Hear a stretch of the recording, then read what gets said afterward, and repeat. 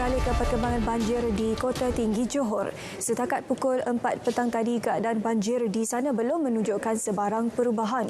Wartawan Taufik Salimin melaporkan beberapa jalan utama dari arah Johor Bahru dan gugusan Felda ke Bandar Kota Tinggi masih ditutup. Langsung bersama Taufik untuk putera lanjut. Silakan Taufik. Baik, terima kasih Syuaida di Angkasa Puri. Sekarang ini saya masih lagi berada di Bandar Kota Tinggi yang mana untuk meninjau perkembangan semasa situasi banjir di daerah Kota Tinggi yang pada tinjauan kami tadi masih lagi belum menunjukkan sebarang perubahan dari pukul 12.30 hari tadi. Dan untuk bercerita lebih lanjut untuk perkembangan semasa banjir di Kota Tinggi bersama dengan saya Timbalan Pengarah Jabatan Bomba dan Penyelamat Malaysia Johor, Tuan Fauzan Ahmad. Tuan, boleh ceritakan sikit macam mana situasi banjir di Kota Tinggi hari ini? Okey, terima kasih Encik Taufik.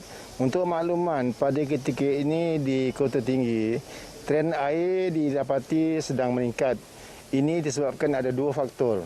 Yang pertama, air yang di hulu telah tiba di kawasan sini yang mana hujan bermula pada hari Jumaat.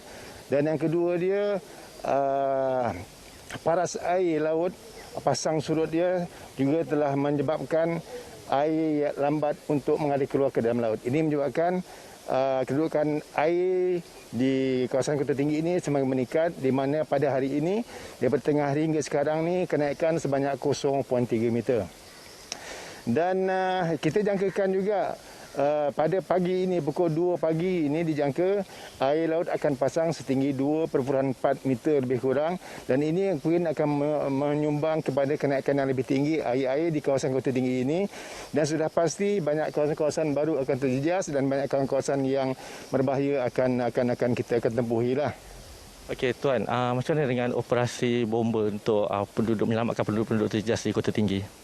Baik, kita di Kota Tinggi ini, zona Kota Tinggi ada seramai 165 anggota bomba yang bertugas dengan dibantu oleh 8 orang pegawai bomba. Kita ada aset sebanyak 6 buah bot, 6 4x4 dan 2 buah lori. Ini kita uruskan secara bergilir. Pada hari ini sahaja, kekuatan yang ada di Kota Tinggi ini memadai untuk menjalankan operasi menyelamat tanpa memerlukan bantuan daripada daerah-daerah yang lain. Dan untuk makluman juga, sekarang ni Jabatan Bomba peringkat kebangsaan nasional ni, kita ada dipanggil Forward Regional Base bagi Zon Selatan, di mana di sini akan membantu untuk sumber tenaga dan logistik jika keadaan banjir semakin teruk. Pada kita ini, kita sedang buat persiapan untuk mengaktifkan Regional Forward Base yang berada di Balai Bomba Air Hitam. Okey, Tuan, tadi macam tengah hari tadi masih lagi penduduk, ada lagi penduduk yang masih terkandas di beberapa premis di sini. Jadi macam mana setakat 4 petang tadi, adakah semua mangsa penduduk sudah dapat dipindahkan atau macam mana? Okey, sehingga hari ini seramai 464 orang telah kita selamatkan. Pada hari ini saja kita telah selamatkan seramai 113 orang. Dan saya ingin mengucapkan terima kasih kepada orang ramai yang telah memberikan kerjasama yang cukup baik. Walau bagaimanapun, terdapat juga segelintir masyarakat yang enggan berpindah apabila disuruh untuk berpindah. Ini menyebabkan kesukaran kepada Jabatan Bomba untuk membuat kerja-kerja menyelamat, di mana apabila telah kritikal keadaan, mereka memanggil Jabatan Bomba dan ini membahayakan penyelamat dan diri mereka sendiri. Jadi saya harapkan kepada orang ramai untuk segera mematuhi arahan pihak berkuasa untuk meninggalkan kawasan untuk berada di pusat pemindahan sementara. Okey Tuan, terima kasih untuk perkongsian ini dan semoga urusan bomba untuk menyelamatkan penduduk-penduduk terjejas dipermudahkan.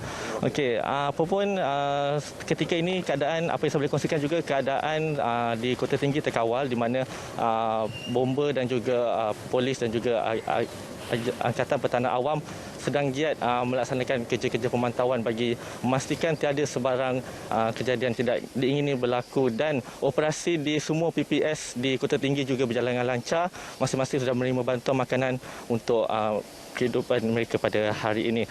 Sekian saja perkongsian dari Johor. Segala perkembangan situasi banjir di Johor akan dimaklumkan dari semasa ke semasa hanya menerusi saluran RTM. Kembali bersama Syuaida. Baik, terima kasih.